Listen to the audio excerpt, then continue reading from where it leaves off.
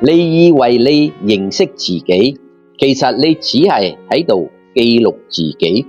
一直以嚟，幾乎所有成長課程、心理學書籍都喺度同你講，認識自己好重要。但係我想問你一個問題，到底乜嘢叫認識自己？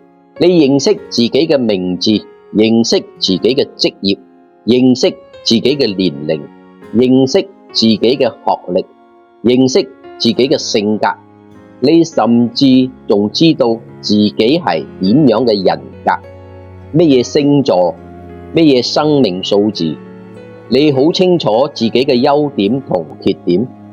但係呢啲真嘅就係認識自己嘛？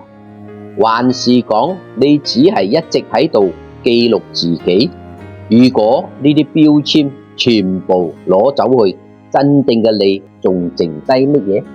也許呢個就係點解你明明懂好多道理，卻仍然活得咁攰嘅原因。你就好似一本寫滿筆記嘅日記簿，記錄咗太多關於自己嘅事，卻從來冇停落嚟真正咁去理解寫下呢啲記錄嘅人係邊個。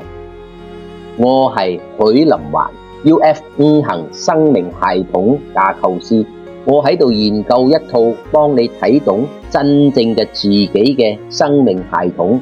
下一條視頻我嚟同你講，點解你懂咁多道理，卻還是做唔到？點個關注，我哋下一條視頻見。